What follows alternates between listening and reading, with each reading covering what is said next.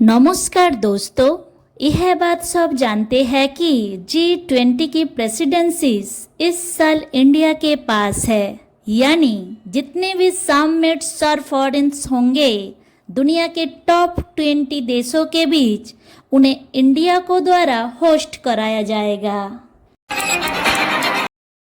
Main summits है यहाँ पर 9 और 10 सितंबर को होगी नई दिल्ली के प्रगति मैदान में, जहां दुनिया की हेड्स ऑफ द स्टेट्स आएंगे, यानी प्रेसिडेंट एंड प्राइम मिनिस्टर। लेकिन एक सवाल यहाँ आपका मन में आता होगा, यह G20 होता क्या है, यह ग्रुप क्यों एग्जिट करता है, इसे बनाने के पीछे क्या मकसद था, क्यों हर साल ये देश एक दूसरे से अलग अलग जगह पर मिलते रहते हैं। आइए समझते हैं आज के वीडियो पे। Has formally taken over the presidencies of the G20. ये G20 की मेजबानी भारत को मिलना एक बहुत ही बड़ा अवसर है। India is readying itself to host the दोस्तों, G20 को समझने से पहले हमें समझना पड़ेगा G7 को, क्योंकि G7 G20 से पहले बना था।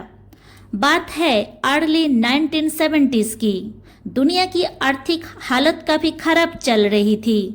वैसे तो इसके पीछे कई कारण थे, लेकिन सबसे बड़ा कारण था 1973 की ऑयल क्राइसिस।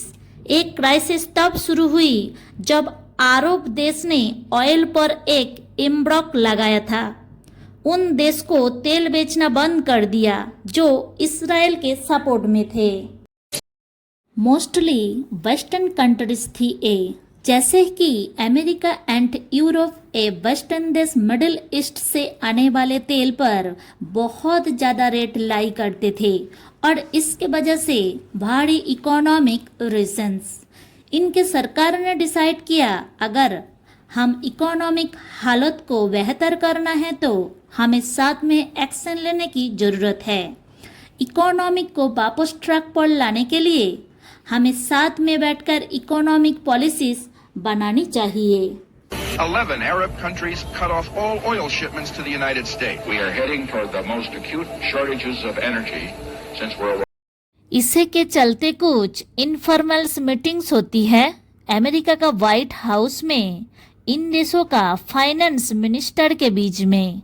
अर्ली 1973 की बात है। America, France, UK and West Germany के फाइनेंस मिनिस्टर्स एक दूसरे से मिलती है।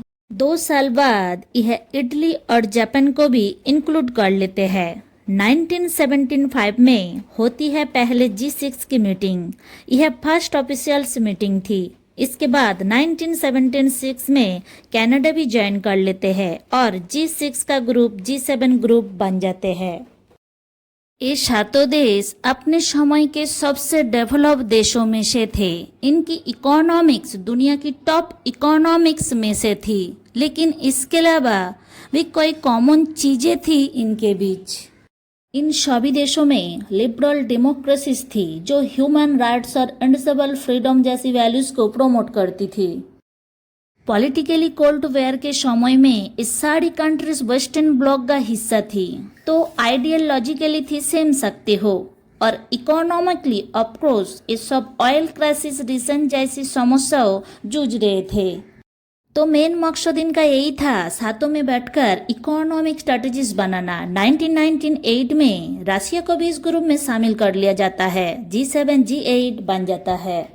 लेकिन 2014 में जब रशिया ने क्रीमिया को इन्वेड किया था, उसके बाद से रशिया को इस ग्रुप से बाहर निकाल दिया गया। इसी रीजन से ग्रुप आज के दिन भी G7 है। अब G20 पर आए तो इसकी शुरुआत भी इकोनॉमिक क्राइसिस की वजह से ही थी। साल 1997 की Asian financial crisis south Korea, Indonesia और थाईलैंड की देशों में एक भयंकर फाइनेंशियल क्राइसिस आई थी। Global markets worried that other Asian countries might have similar hidden flaws. लेकिन एक क्राइसिस इतनी बड़ी थी कि इसके वजह से हांगकांग, लाओस, मलेशिया, फिलीपींस और कुछ हद तक China, Japan, Singapore, Taiwan, Vietnam जैसे देश भी इफेक्ट हुई। इन देशों में करेंसी की वैल्यू तेजी से नीचे गिरने लगी, बेरोजगारी बढ़ने लगी और कुछ देशों से में तो दंगे भी देखने को भी मिली। इसके अगले साल 1998 में रशिया में भी फाइनल क्राइसिस देखने को मिली। यही कारण था कि रशिया को G7 में इंक्लूड किया गया था इस समय पर।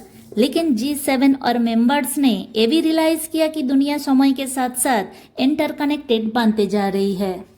ग्लोबलाइजेशन इतना ज़्यादा देखने को मिल रहा है कि किसी एक देश से प्रॉब्लम होती है तो उसकी असर बाकी देश पर भी पड़ते हैं। इसीलिए अगर पूरी दुनिया से हमें इकोनॉमिक स्टेबिलिटी लानी है और भारी रिसेंस को होना रुकना है तो हमें दुनिया की जो इमर्जिंग इकोनॉमिक्स है उनके साथ भी साथ बैठकर एक्शन प्लान बनाना होंगे। तो 26 सितंबर साल 99 G7 की फाइनेंस मिनिस्टर मीटिंग के दौरान G20 के द्वारा स्थापना करी जाती है।